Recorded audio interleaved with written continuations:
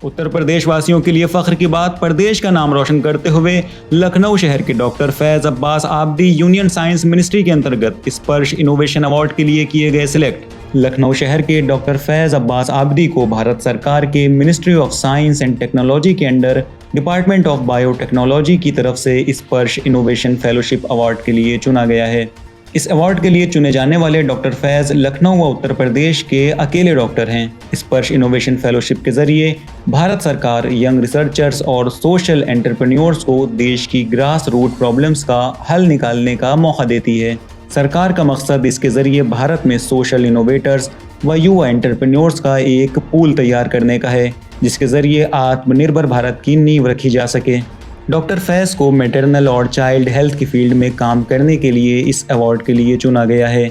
भारत के कई राज्यों में मैटरनल मोर्टेलिटी रेट अभी भी बहुत चिंताजनक है और बहुत से केसेस में मां या फिर नवजात की मौत डिलीवरी के दौरान ही हो जाती है।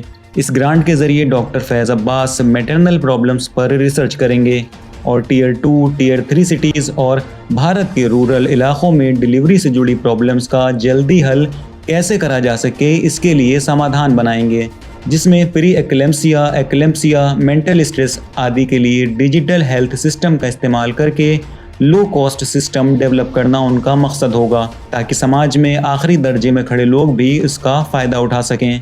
स्पर्श प्रोग्राम BRAC यानी biotechnology industry research assistance council, जो कि मिनिस्ट्री ऑफ साइंस की संस्था है, उसके ज़रिए चलाया जाता है।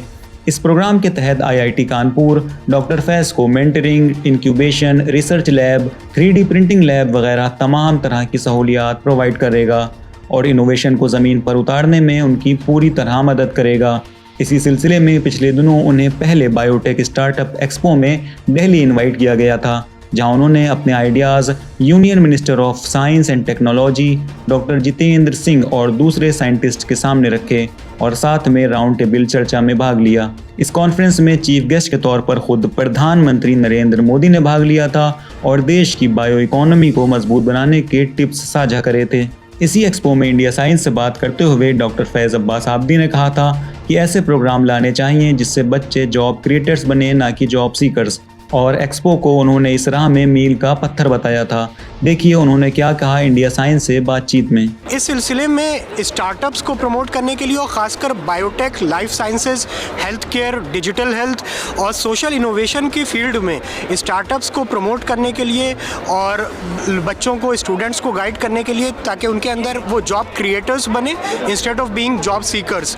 इस सिलसिले में बहुत से प्रोग्राम्स चलाए जा रहे हैं और ये जो एक्सपो है ये एक बहुत मील का पत्थर साबित होगा उस कड़ी में। इससे पहले डॉक्टर फैज ने कोविड की दूसरी लहर में भी ग्रामीण क्षेत्र के मरीजों के लिए फ्री कंसल्टेशन, दवाएं एवं ऑक्सीजन मुहैया कराने के लिए कई सारी ऑर्गेनाइजेशन के साथ मिलकर कई कैंपेन्स रन कराए थे। ग्रामीण क्षेत्रों के अलावा उन्होंने लखनऊ शहर में भी कोविड की सेकेंड वेव के दौरान अपनी सेवाएं मुफ्त प्रदान करी थीं। विलायत टीवी की टीम उनके उज्ज्वल भविष्य की कामना करती है और दुआ करती है कि वो ऐसे ही कामयाबी की राह पर अग्रसर रहें और देश और प्रदेश का नाम ऐसे ही रोशन करते रहें। ताज़ा न्यूज़ अपडेट्स के लिए देखते रहिए विलायत न्यूज़ और हमारे चैनल को सब्सक्राइब करना ना भूलें।